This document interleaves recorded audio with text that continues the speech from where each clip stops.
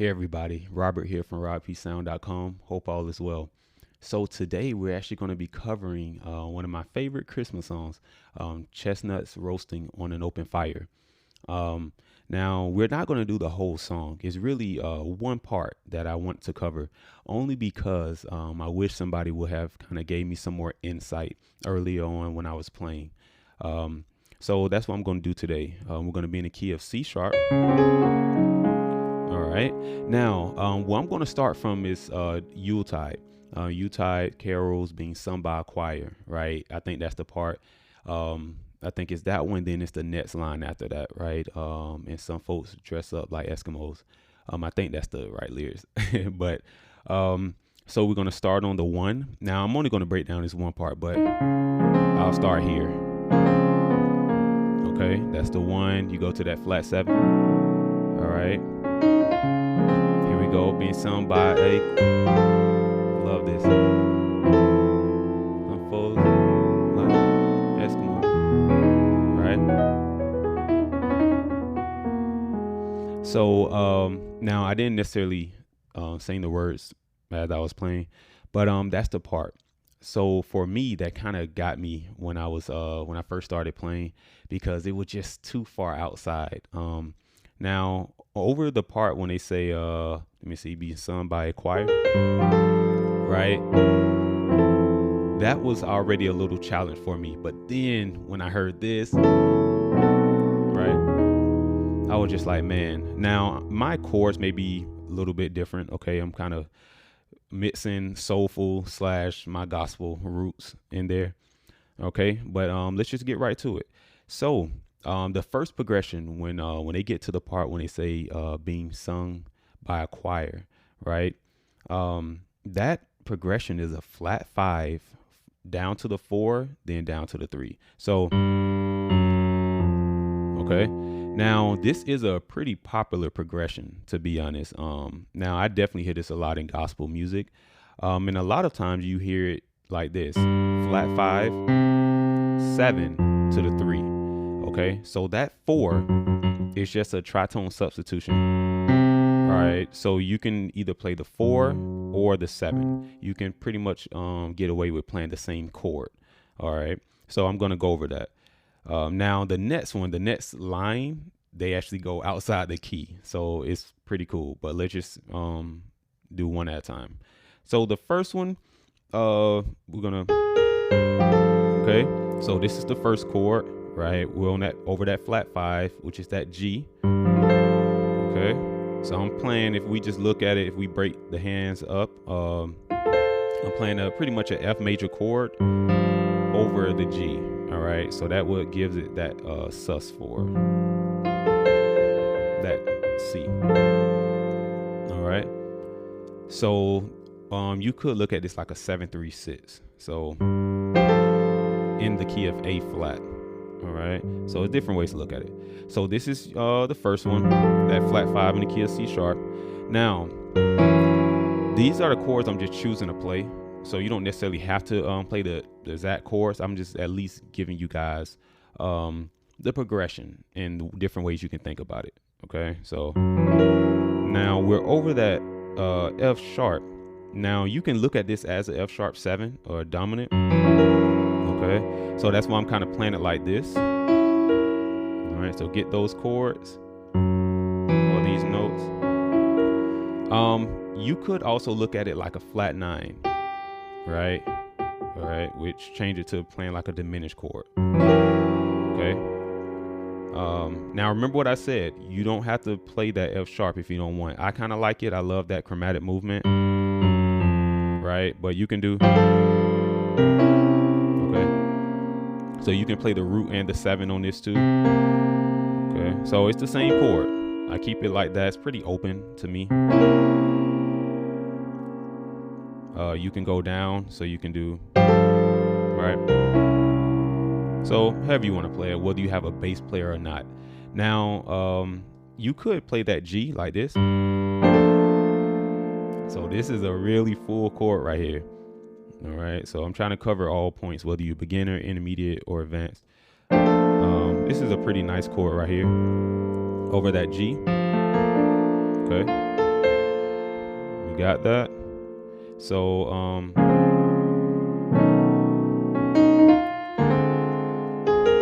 you can do this. All right. So right here, what I did, that's just assuming that you have a bass player, or you can just play the bass by yourself. Play that F sharp. This is the tritone, so you can play that E and B flat. And honestly, you can do that over the C as well. Okay, so all right, and then now this is that F major 7. I love this progression, by the way. I love doing major over that 3. So this was genius.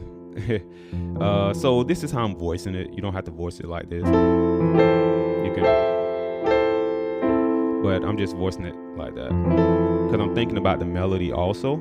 So over that 3, we have the F major 7. Now in my left hand, I'm playing the root and the major 7. You don't have to voice it like that. You know, you could.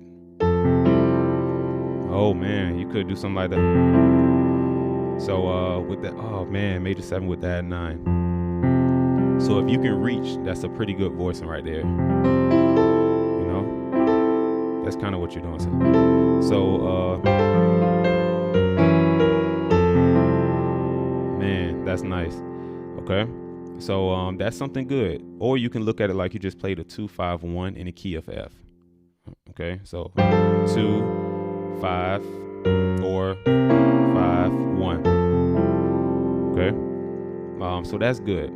Now moving on to the next one. Now this is when they go outside the key. I think folks dress up like Eskimos. This right here, I look at it like they're pretty much borrowing from the key of E.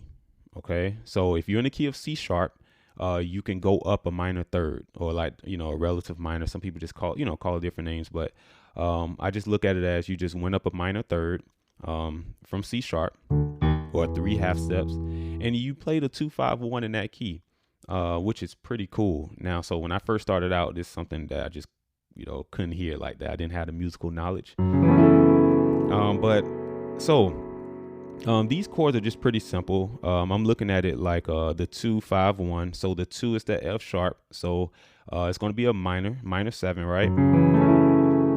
Now you can make it you can add that B in there. Okay. Now I think I play A, like an A major first inversion, right? So if you do that, you can kind of, you know, make it bigger, right? So you can do this. Now over that 5, we have this. Of course, it's just a B7, but you can flat the 9, opposed to just playing a, you know, you can go for that sound if you want. So, you know, but I kind of like this. Okay. So you can get that. Now we end on this. I love this chord right here. So it's another major 7 chord.